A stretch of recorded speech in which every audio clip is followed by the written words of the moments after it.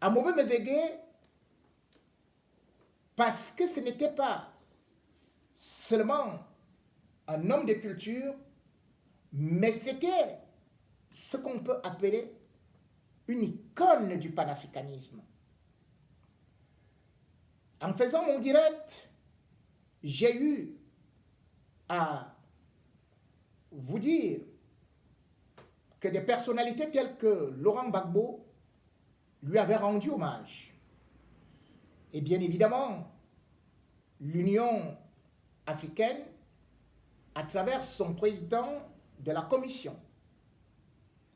Et je me suis plaint du fait que les autorités camerounaises restaient silencieuses par rapport à certaines légendes vivantes qui s'écroulent et qui, curieusement, vont souvent dans l'anonymat sans qu'ils puissent bénéficier d'un hommage des pouvoirs publics, et particulièrement de l'attention du chef de l'État. À peine avais-je fini cela que le lendemain, j'ai vu une lettre de Paul Biya adressant une lettre à l'épouse d'Amoube Mevegue, Madame Kumbaso, plus exactement, née à Mobé, une lettre longue, sensible, où il qualifie Amoube d'icône africaine qui s'est imposée dans le milieu audiovisuel français.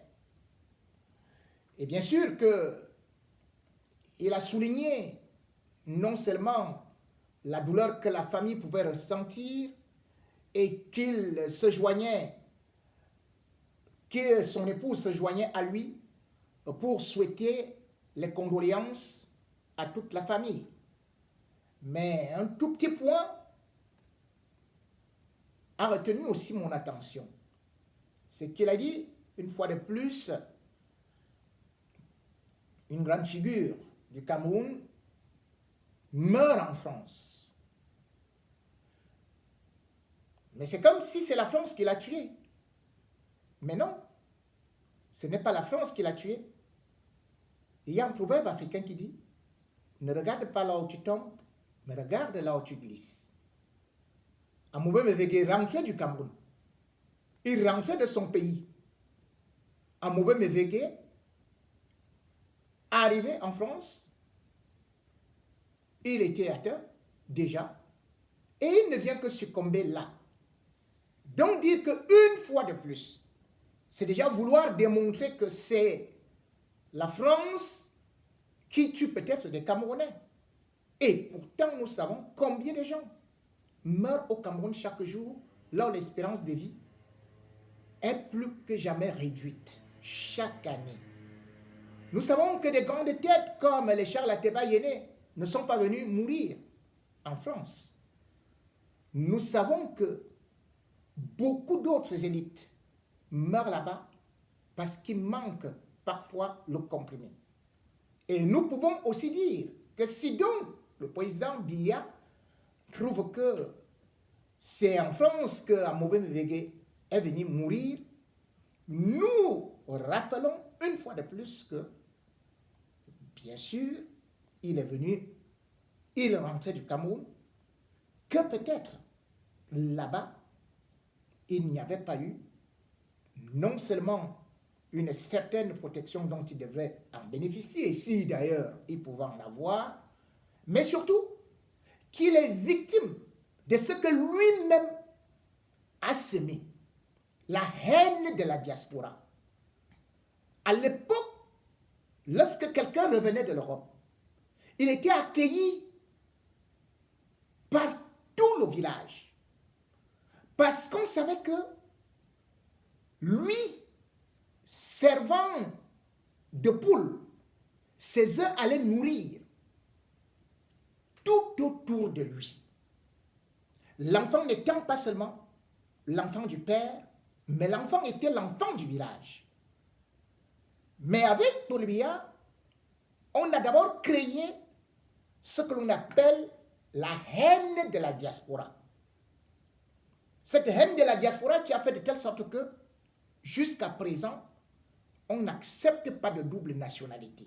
Mais néanmoins, Amobe, lui n'était que Camerounais.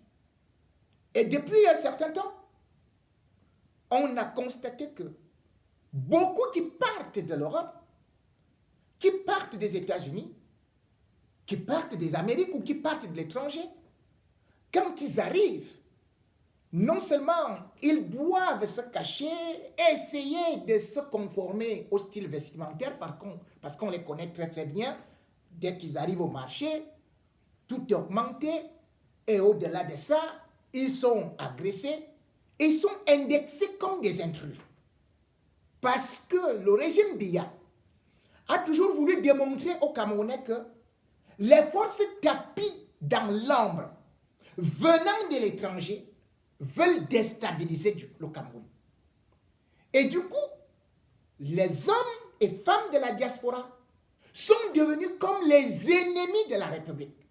Ceux qui n'aiment pas le Cameroun, ceux qui veulent déstabiliser le régime, ceux qui veulent vendre le Cameroun aux étrangers.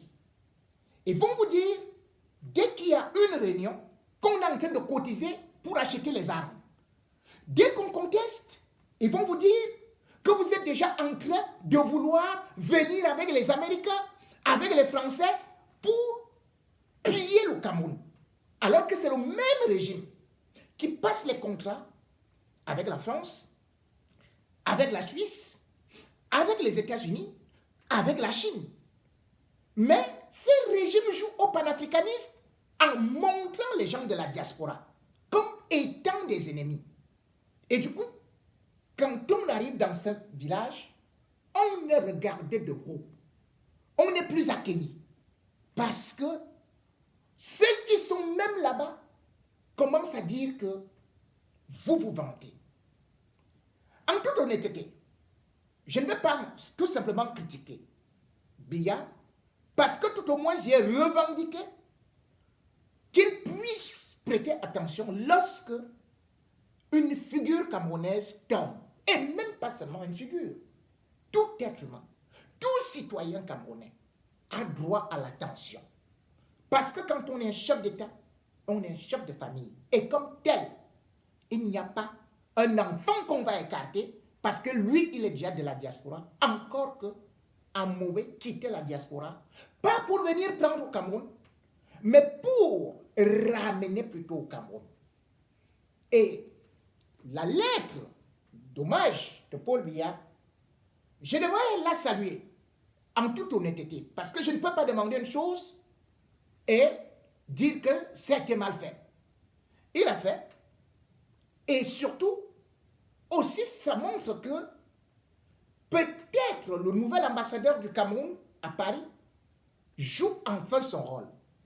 Ce rôle de déceler les talents de la diaspora, de les présenter au Cameroun, de ne pas les considérer comme des ennemis, de les honorer. Parce qu'après Manu Dibango, qui a quand même été honoré, alors que d'autres qui étaient morts avant lui ne l'avaient jamais été, eh bien, voici Amobe, dont les informations que je détiens, on a quand même eu une implication de l'ambassade du Cameroun à Paris. Et certainement, c'est l'ambassadeur qui a dû saisir la présidence de la République pour rédiger cette lettre-là. À l'époque, bien évidemment, lorsqu'on voit le radicalisme aujourd'hui dans la diaspora, c'est pourquoi c'est parce que non seulement les ambassadeurs sont toujours venus uniquement pour faire des mauvais rapports contre la diaspora, mais aussi parce que le régime lui-même envoyait des ambassadeurs comme des chargés de mission, soit pour venir nous corrompre, soit pour venir nous combattre. Alors que nous ne sommes que des Camerounais jouissant des droits comme tout le reste. Nous sommes venus conquérir le savoir. Nous sommes venus parfois chercher à avoir quelques moyens pour aller réinvestir dans nos pays. C'est ainsi que ça marche. Combien de gens de la diaspora ont construit des immeubles au Cameroun? Combien de gens de la diaspora ont nourri des familles?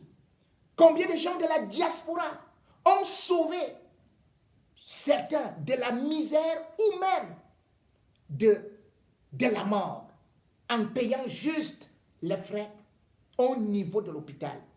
Combien de gens de la diaspora nourrissent des familles au Cameroun? Combien de gens de la diaspora font des associations? Combien de gens de la diaspora s'investissent chaque jour pour honorer le Cameroun? Et quel était Amobé? Amobé n'avait rien à faire dans son village. Après la mort de son père, d'autant plus qu'il était convaincu que son père a été combattu par les siens, a été combattu par le village. Et pas parce que son père était le néant absolu, juste parce que son père lui-même leur montrait de la lumière dans ce village d'Onkolboro, où c'était l'obscurité. Le père d'Amobé Mévégué a entrepris justement la construction d'un dispensaire. Ce dispensaire, c'était le projet que Amobé Mévégué avait d'aller continuer. Amobé Mévégué non seulement voulait le dispensaire, mais aussi il avait un projet d'installer une pharmacie, d'apporter la lumière et même de s'investir de telle sorte que on puisse avoir en Kolbogo un stade de football et de mettre les rues par rapport à ses ancêtres. Il disait, après avoir terminé ce projet, on pourrait peut-être même appeler ceux qui voudraient le village Onkol Mévégué. Parce que ce monsieur, son père, avait travaillé. Et il avait dit, je vais poursuivre l'œuvre de mon père. Amobé n'avait plus rien à faire là-bas.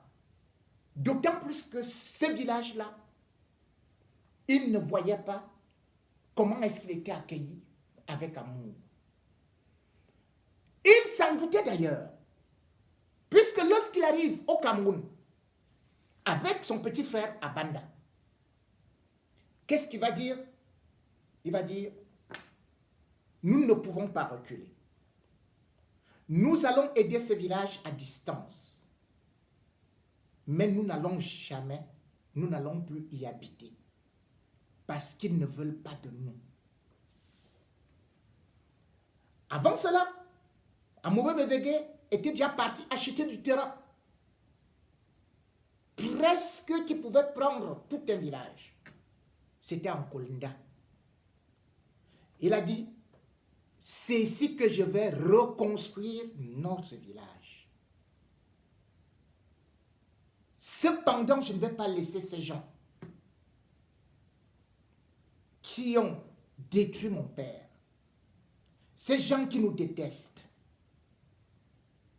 Nous allons tout faire à distance. On ne viendra plus. Il le disait parce qu'il savait qu'il y avait le danger. Au départ, Amobé Mévégué disait, je souhaiterais que je sois enterré à côté de mon père. Est-il, aujourd'hui qu'il est dans la glace, à Mont-Verlin, dans la chambre froide de Nanterre, est-il, si jamais on lui posait la question, capable de répondre qu'il voudrait encore être enterré dans ce village? S'il aimait, il a aimé ce village qui lui a tout refusé comme son père.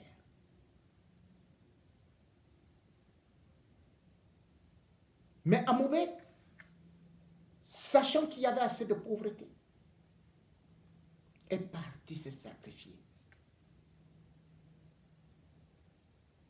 Chacun d'entre vous a suivi mon direct où j'ai essayé d'expliquer ce qui s'était passé.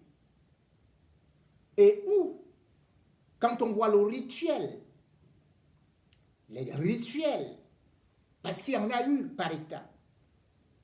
On voit comment est-ce que, après l'avoir bombardé, avec des missiles de Ben Laden nocturnes,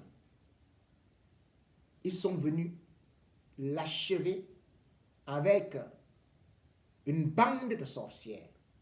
À l'époque, lorsque la religion catholique avait compris que la sorcellerie existait, c'est de là qu'est né le terme chasse aux sorcières. Ces sorcières, on les voit là, en action. Même quand Amobé Mbengue, qui avait un fort esprit, donne la main à une autre pour se lever, la sorcière en chef le bloque, tape la main de l'autre qui veut le sauver et dit, laisse-le. Et elle se place du côté du cœur pour l'arracher.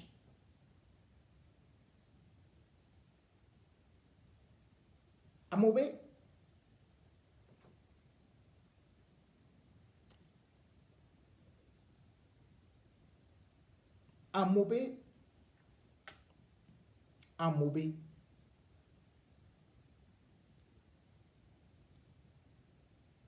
je ne pourrais pas te reprocher.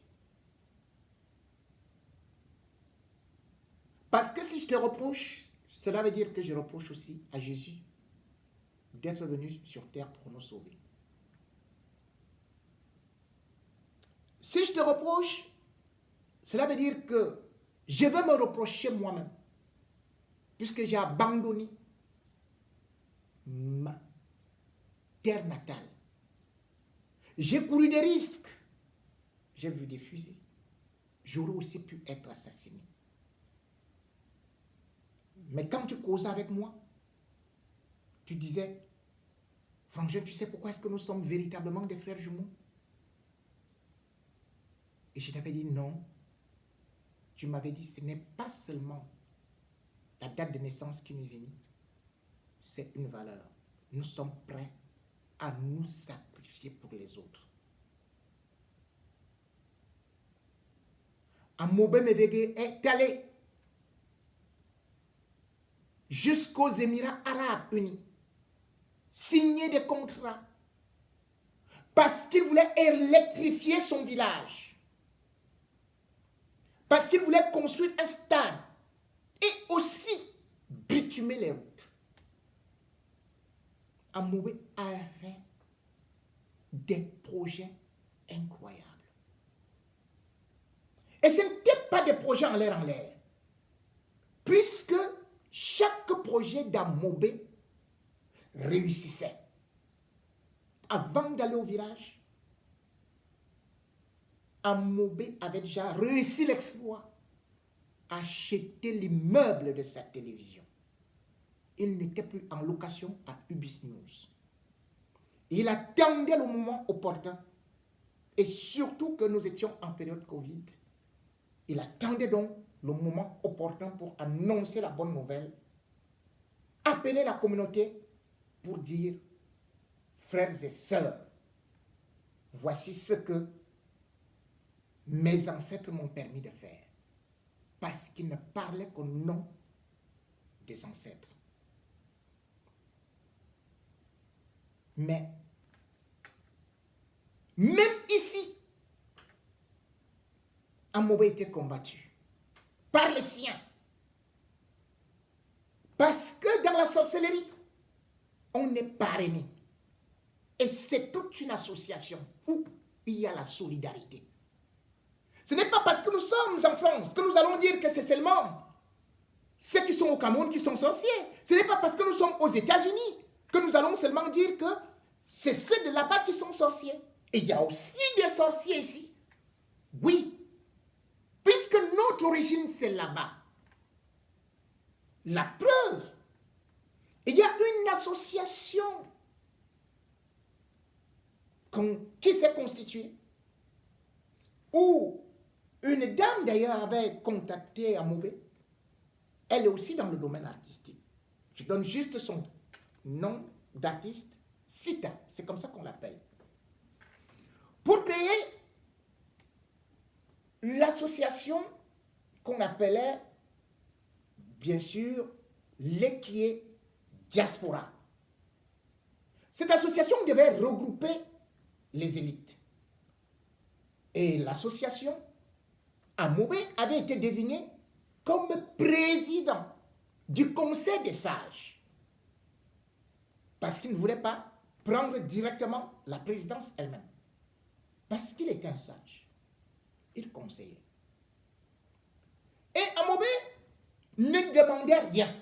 Il s'y investissait non seulement de façon physique, intellectuelle, même matérielle, mais ses propres frères étaient toujours derrière lui. Ses propres frères étaient derrière lui pour le combattre. Il préférait aller faire la réunion au siège de Camerco à Paris. Alors que Amobe Bevege, lors de la première journée internationale de l'Ekie Diaspora, il avait dit, je vous offre mes studios. Et je peux vous dire, Amobe avait de grandes salles. Une grande salle où on pouvait faire n'importe quelle conférence. La preuve, c'est que j'y ai fait la conférence de presse de Thierry Atangana avec les journalistes français. Mais dès que Amobe avait mis l'idée, ils se sont braqués. Ils se sont dit qu'ils ne vont pas là-bas. Le jour de cette réunion, à part le docteur Joyce et peut-être deux autres étones qui étaient là, les autres n'étaient pas là, ils avaient boudé. Parce que ils ne veulent pas voir Amobe évoluer. Ils ne sont pas contents de voir quelqu'un de la communauté qui peut les tirer par le haut. Amobe pouvait entrer dans n'importe quel palais. Il avait un carnet d'adresses hors norme. Je vous ai rappelé qu'il fut le premier noir à travailler dans des radios africano-caribéennes, et d'ailleurs à Tabala, et qu'à RFI c'était la méga star, dans plein sud, où il recevait tout le monde, sans jamais demander un centime. Combien de stars Amobe a fabriqué? Mais on n'a fait que le combattre. Et c'est ce qui s'est passé également au niveau de ces villages, où je ne voudrais plus y revenir. Je vais sauter pour juste dire comment les derniers jours d'Amobe se sont passés. En effet, Amobe Bevege, comme je l'ai dit, m'envoie des vidéos, les photos, le 22 septembre, le 22 août plutôt. Il va quitter le Cameroun le lendemain, après que nous ayons été en contact, c'est-à-dire que le 23, il arrive en France. Donc, le 24, Amobe quitte le Cameroun avec quelques frissons. Quand il arrive en France, la première difficulté, c'est qu'il ne dort plus. Il ne parvient pas à fermer l'œil. Il ne sait pas ce qui ne va pas. Mais il ne ferme pas l'œil. C'est pour ça d'ailleurs que certains ont dit crise de palu, parce que lui-même, d'ailleurs l'autotest de la goutte épaisse a légèrement montré ça. Mais ce n'était pas le palu fulgurant dont on est en train de parler. Ça n'a jamais été un palu fulgurant. Puisque 5 jours avant sa mort, justement son frère, son petit frère, parce qu'il faut se dire, Banda est le petit frère d'Amobe. Et pour que je vous détermine bien, c'est celui qui était toujours collé à lui. Et d'ailleurs, c'était plus lui qui occupait le bureau de Ubis News. Donc, ils étaient trop collés. C'était vraiment celui qui, dans cette famille, avait pris presque le chemin de la communication comme Amobé. Parce qu'il faut se dire que le père d'Amobé avait eu 9 enfants. C'est d'abord une parenthèse, avant de continuer. De ces 9 enfants, 6 sont du même ventre. C'est-à-dire qu'Amobé est, bien sûr, dans cette famille des 6. Et les autres, avec d'autres mamans, mais Amobé ne faisait jamais de différence entre sa maman et les autres femmes de son père. Bien au contraire. À nous-mêmes, à moi-même, il ne m'avait jamais véritablement montré la différence de ces mamans-là. Et même quand il me dit qu'il va au Cameroun, il me dit tout court, je m'en vais enterrer ma maman. Et comme j'ai parlé de 9, il y a une, Marie-Claude, l'aînée, qui va d'abord mourir.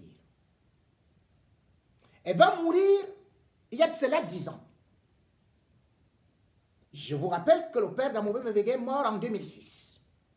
Marie-Claude est donc morte aussi il y a à peine 10 ans. Une succession. Et surtout,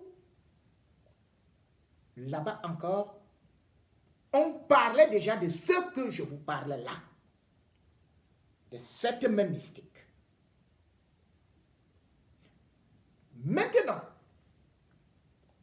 je reviens au sujet pour vous dire que sur les 9,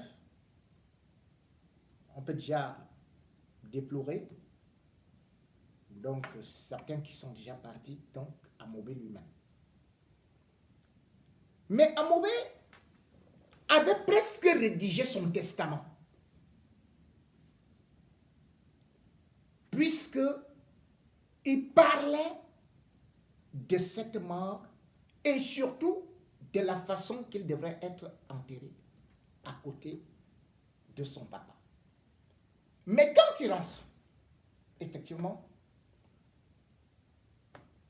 lorsque on le contacte, il est épuisé, il est fatigué. Alors on se dit certainement, c'est parce que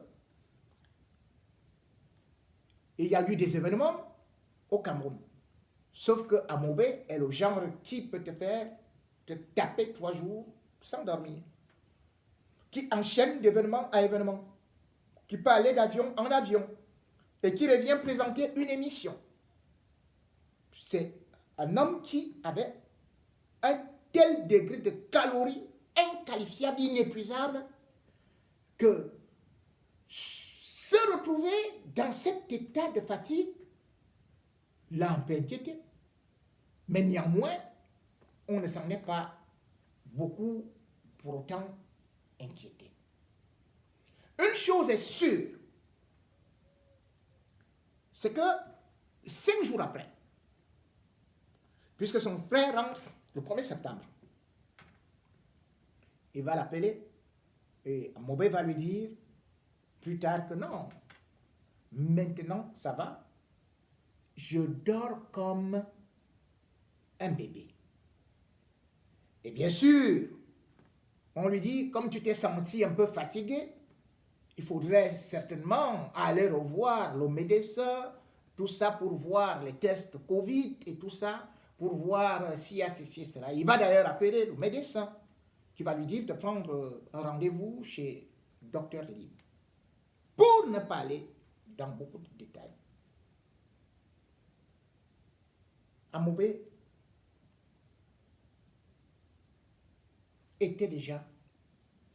avait déjà retrouvé sa forme. Et vous savez, vous-même, que même quand on attrape une crise de palu, eh bien, on va dans le coma, et ceci et cela, et il y a des grosses gouttes de sueur et tout ça. Il n'a pas développé ça. Et quand on attrape le Covid, On sait très bien qu'on doit avoir des problèmes, soit respiratoires, et d'ailleurs, on devrait quand même s'agiter. Et même si vous traversez déjà la période de 10-14 jours, eh bien, vous n'êtes pas en danger. Il n'y a rien. Il était donc à la maison, avec les enfants, avec son épouse.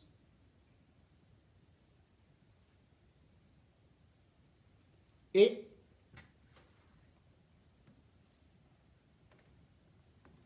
mardi,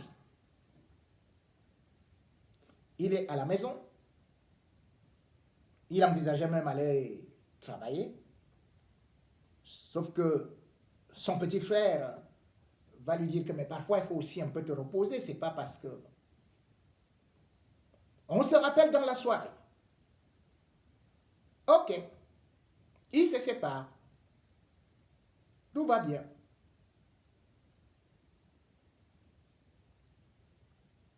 20 h, son frère appelle qu'il veut maintenant causer avec lui. Et puis c'est sa fille qui décroche le téléphone et dit à son frère ou à son oncle plutôt, que papa dort. Effectivement, la fille aurait pu le réveiller. Après, il dit non, non, non, non. Dis-lui tout simplement que j'ai appelé et qu'il me rappelle. Amobé, à 20 h, est couché au canapé, est couché au salon.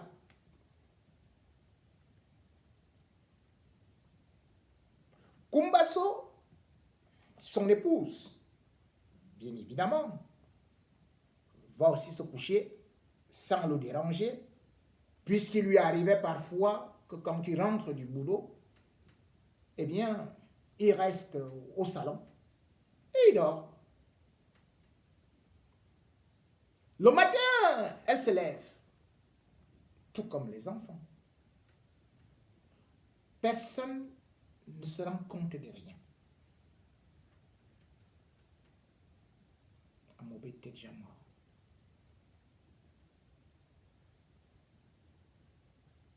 Elle ne va se rendre compte que plus tard, que quand elle va chercher à l'appeler, il ne répond pas. Et en allant le toucher, il est déjà froid.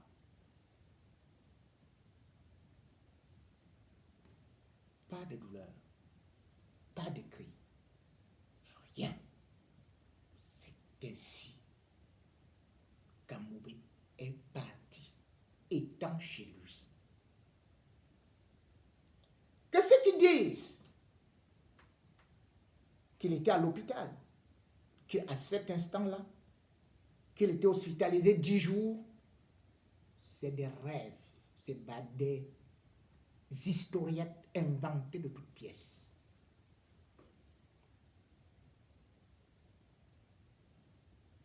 Non.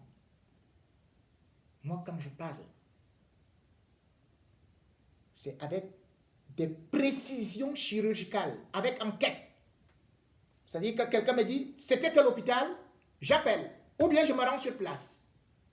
Parce qu'on ne peut pas me raconter quelque chose concernant mon frère et je go.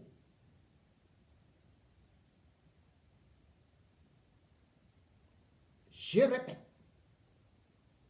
Amobé Meveke est mort chez lui après avoir été au Cameroun, étant rentré épuisé.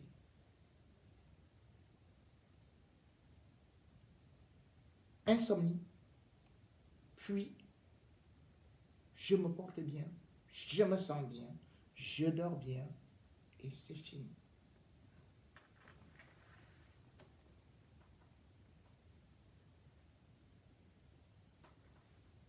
Quant au Covid, Amobé, selon certaines informations, j'ai suivi des gens dire qu'il y avait eu des tests et que son épouse était également gravement touchée. À l'instant où je vous parle, Hier encore, les enfants d'Amobé, qu'on disait touchés, n'avaient pas de Covid. Ils sont touchés moralement. Ils sont touchés dans leur cœur. Ils sont blessés. Ni Kumba, So, l'épouse, non plus. Et je me suis renseigné. Quelqu'un au village et tout ce qui est au deuil là, qui a attrapé aussi le Covid là-bas, qui est mort là-bas. Pour l'instant, si vous connaissez les noms, envoyez-les-moi. Mais selon les informations que j'ai, personne.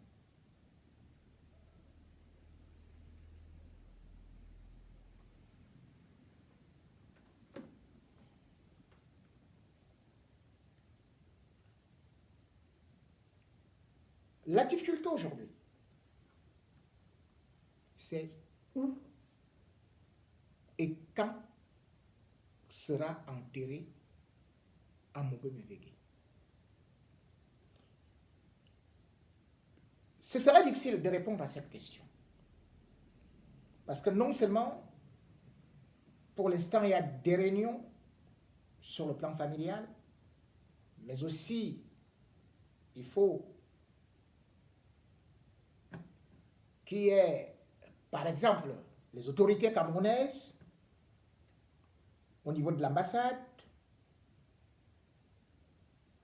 et aussi, il avait beaucoup d'amis, beaucoup de collaborateurs, même si sa télé, après qu'il ait constaté que ceux de la communauté, parfois, étaient beaucoup plus enclins à le trahir qu'à l'aider. Donc aujourd'hui, la télé est beaucoup plus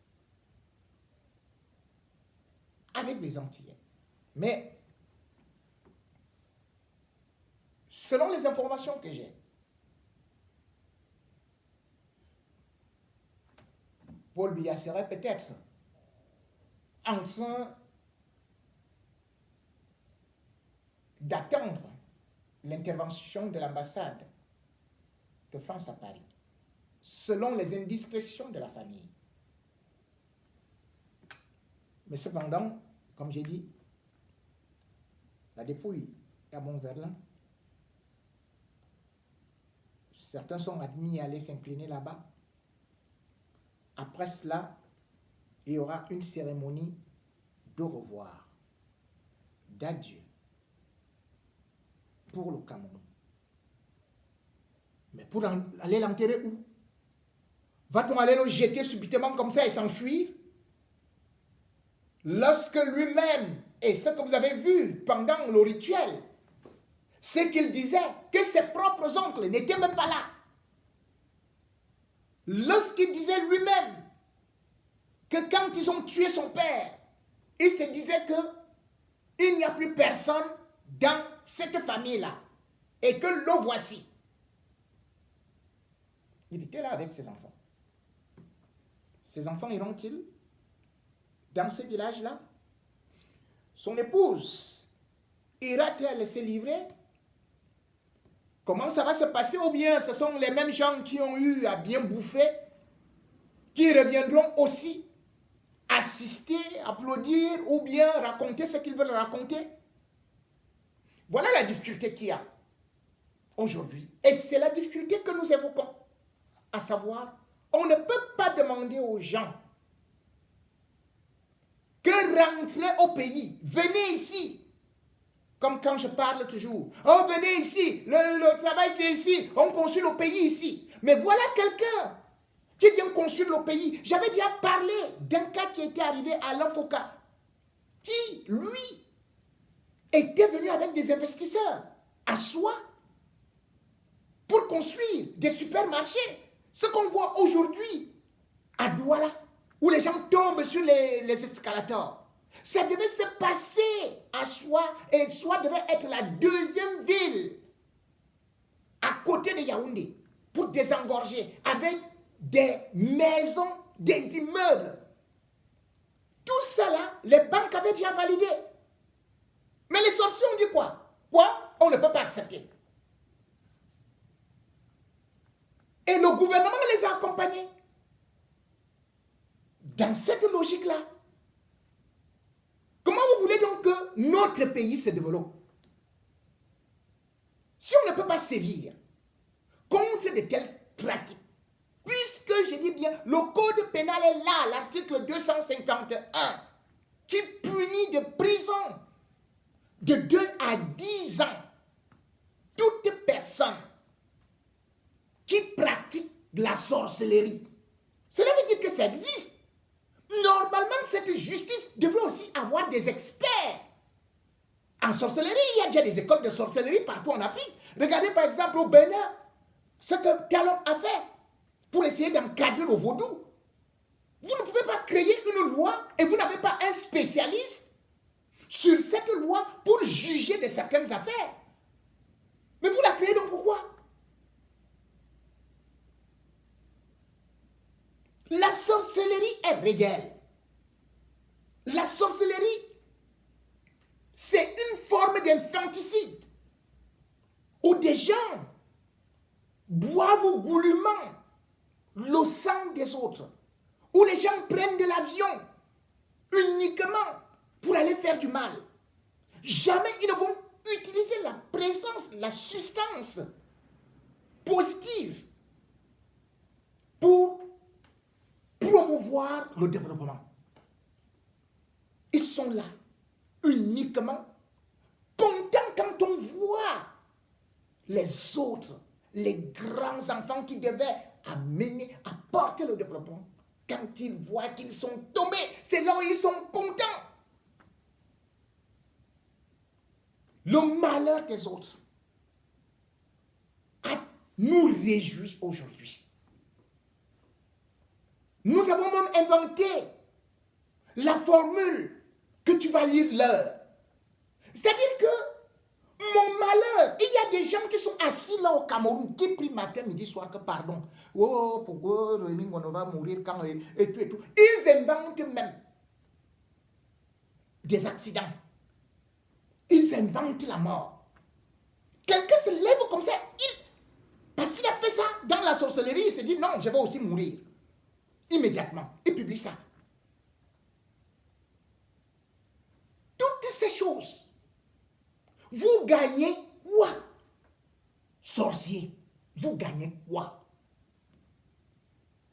Seulement en disant tu vas lire l'heure.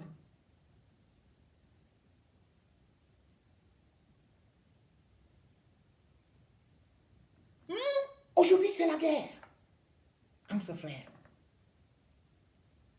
Nous, aujourd'hui, c'est-à-dire que tu es dans ta misère. Au lieu de dire que mon frère qui a réussi, je dois plutôt lui donner les onctions, comme nos ancêtres partaient faire, pour élever. Mais il y a des séances de purification, ne serait-ce que chez tous les Bantous, pour que les gens brillent. Mais vous faites seulement des séances de malédiction. Vous venez avec des feuilles qui ne servent qu'à anéantir des gens. Vous posez ça sur des gens pour les écraser. Des grosses feuilles comme ça, où vous emballez des gens. Vous emballez la chair humaine pour aller manger. Vous n'allez donc pas mourir. Et quand vous aurez une petite maladie, puisque le dispensaire d'Amobé ne sera pas plus construit, puisque la pharmacie d'Amobé est morte, et puisque les routes qui vous manquaient continueront à vous manquer, qu'allez-vous gagner? Il serait normal que le gouvernement envisage encore d'appliquer ces lois. Il est vrai que malheureusement, les lois ne sont jamais appliquées au Cameroun. Et puisque même les hommes de loi, ceux qui sont supposés être dans l'Assemblée, eh bien, ils créent des partis politiques où on voit des bandes de loupards, de sauvageons incultes, soi-disant militants, qui sont là avec comme des vampires pour tuer, pour combattre, pour créer la guerre. Quand je vois comment est-ce qu'on vient d'assassiner une jeune dame,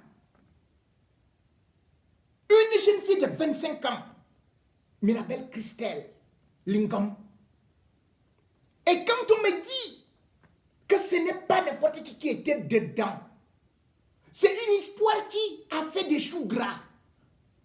Mais a-t-on vu la ministre de la condition féminine intervenir, des affaires sociales, le ministre de la justice s'est saisi de ce dossier-là? Non, on a abandonné la fille, se faire laminer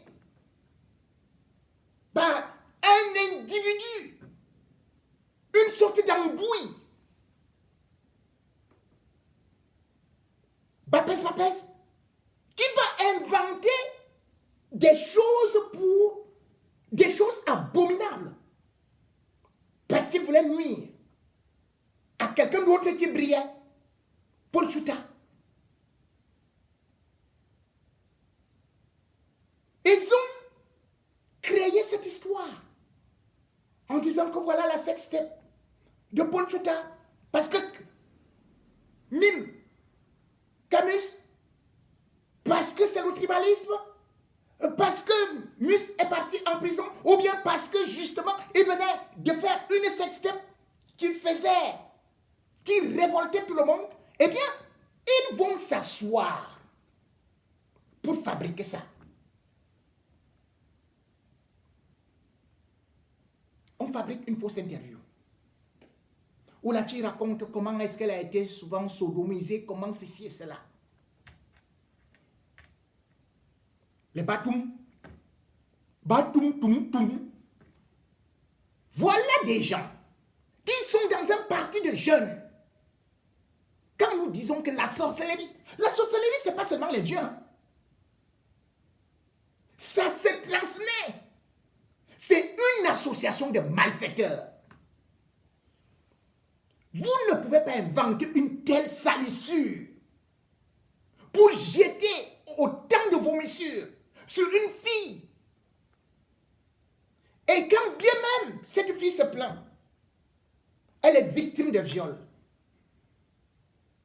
À cet instant-là, est-ce qu'on aurait attendu la justice camerounaise, le procureur de la République devait immédiatement mettre les suspects en examen? Il devait passer la garde à vue. On devait les interroger. Puisque sur des réseaux sociaux, je tombe des nues quand je vois des captures d'écran où quelqu'un dit carrément à la guerre comme à la guerre. Elle est venue en politique, on va voir.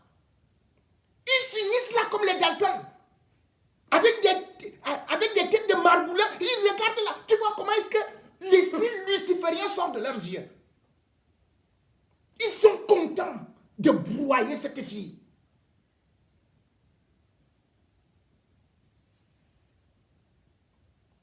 Personne n'a eu à la sauver.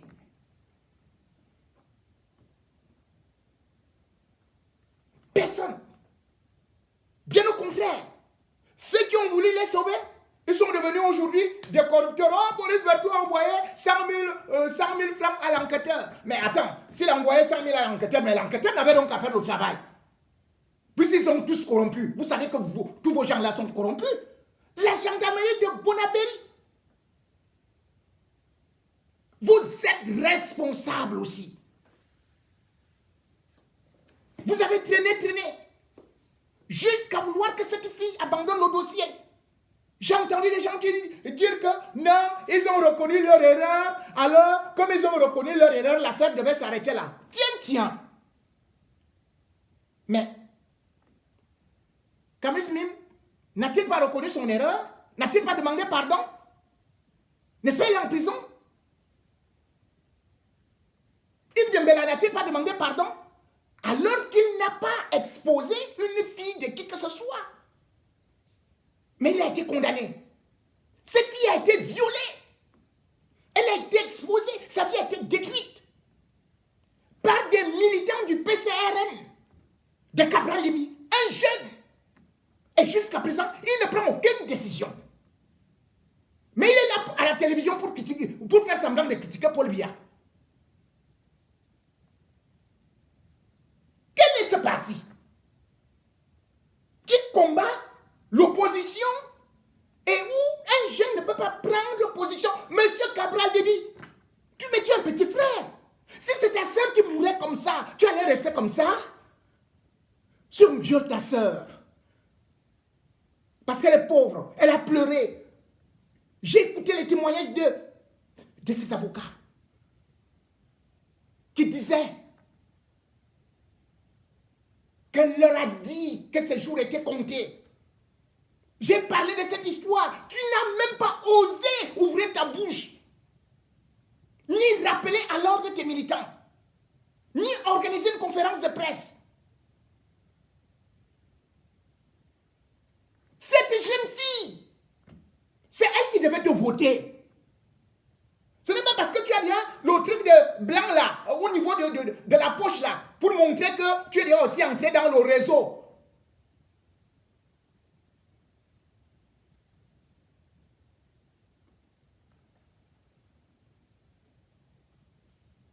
C'est honteux. Tu devrais défendre les jeunes. Mais tu les sacrifies. Tu recrutes des gens comme ça dans ton parti. Et d'ailleurs, c'est toi qui leur donnes ce courage de défier la loi, de se venger, de créer, de semer la terreur. Mais c'est qui a écrit de la terreur dans les réseaux sociaux. C'est de la terreur.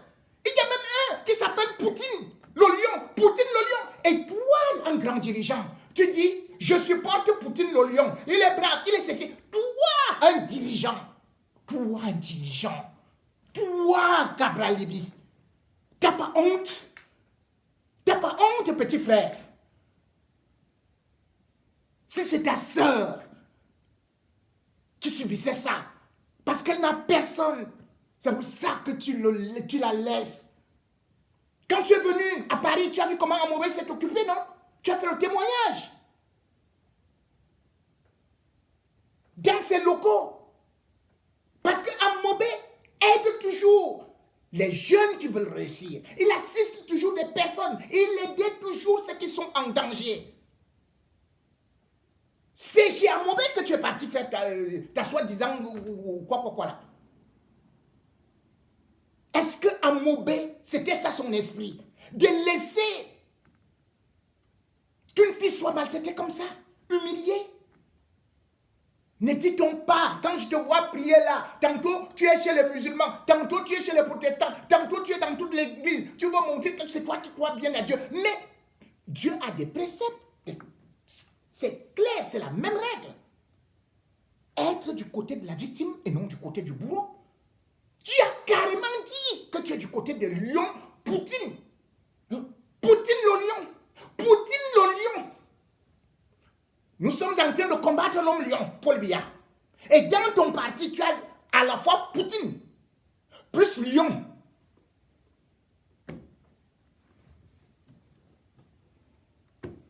C'est terrible. Et parce que tu n'es pas un exemple. La preuve, c'est que pendant qu'on parlait de simples élections, là, toi-même, tu as dit que non, tu avais déjà apprêté les litres de carburant pour aller brûler le tribunal. Voilà un président. Hein. Si on était dans un pays normal, mais on t'arrêtait.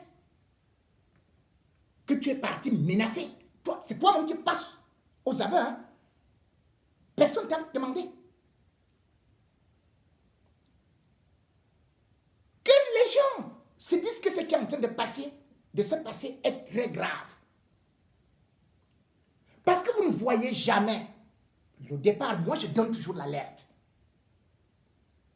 Mais la haine, le tribalisme, qui sont devenus la sève, la mamelle nourricière de certains partis politiques, c'est grave. Ça peut aboutir à des crimes, des assassinats de masse. Voilà par exemple en Ouganda, un jeune que tout le monde applaudissait, Bobby Wine, que nous encouragions derrière le vieux Yoweri Museveni. Mais il représentait l'espoir parce que né en 1984. Mais comme Cabral Libi, il est entré à l'Assemblée nationale, député, en 2017. Mais qu'est-ce qu'on a vu à cause de lui, dans son parti? Des individus, des jeunes, ont pris des machettes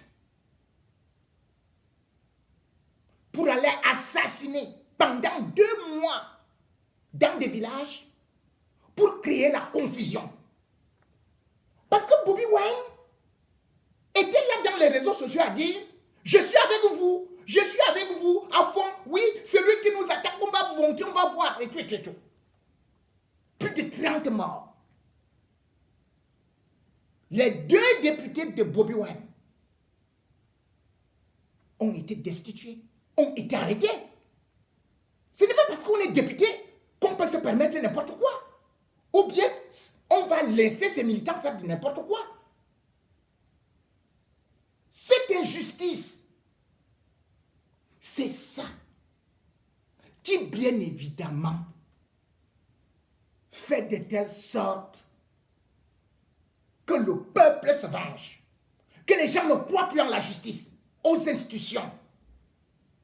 Ça ne sert à rien que Atangandji se lève là chaque jour pour parler, pour menacer, pour sortir les yeux. Mais les gens vont prendre les gourdins, les machettes et tout, et faire tout ce qu'ils veulent, parce qu'ils ne croient pas en la justice. Mirabel, Christelle Lingam mérite la justice. Ce n'est pas une faveur. Pourquoi n'ouvre-t-on pas déjà une enquête que celle-là serait déjà coffrée? Mais les suspects sont connus. Vous avez fait de faux témoignages. Vous avez fait des assertions mensongères. Vous êtes lancé dans la cybercriminalité. Une fille tombe, et voilà d'autres gens, soi-disant intellectuels, qui vous disent que non, c'est les gens du MRC là, parce qu'ils ont trop chauffé l'affaire là, c'est pour ça que la fille s'est tuée, jusqu'à ce que, et il y a un caméléon politique là qui a dit que la fille a bu. La fille s'est suicidée. Comme s'il était là. Hein? Ou Aurélien Tchoumi ou quelque chose comme ça là. Mais comment, mon frère, comment tu sais qu'elle s'est suicidée? Alors que les témoignages, les captures d'écran disent bel et bien qu'elle a été avec un groupe de gens, donc certainement piégés, qu'elle a bu un coca, et ce coca qui avait des choses en bas. Elle s'est rendue compte qu'il y avait des déchets dans le coca en bas. Qui étaient ces gens? Qui envoyait ces gens? Elle a eu mal au ventre. C'est ce mal de ventre, même si c'est progressivement calmé, qui est certainement à l'origine de sa mort. Et même avant la mort, il y a quand même eu viol. Ce viol a été provoqué par qui? Lorsqu'on sait que ceux-là qui avaient déjà la vidéo avaient déjà monté un scénario bien avant, en disant qu'elle a tourné une sextape avec Paul Tchouta dont elle ne connaissait ni d'Adam ni d'Ève. Amoubé Mbengue était un personnage de la justice. Il détestait les injustices. Et si toi, Cabral Libi, tu veux rendre hommage à Amoubé Mbengue, qui t'a accueilli, rends justice. Ne protège pas ces assassins qui squattent autour de toi.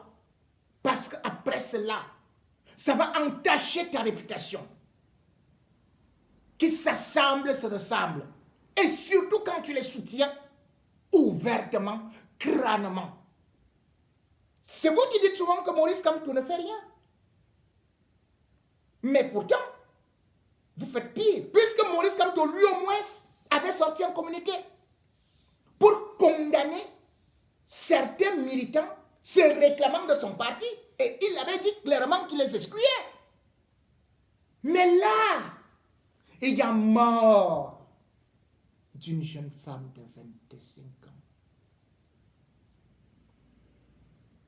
Tout comme il y a la mort d'un grand homme de 52 ans. Chaque fois qu'on se rappellera comment Amobi Mevege a été sacrifié, on va accuser ceux-là qui se sont livrés à des pratiques occultes.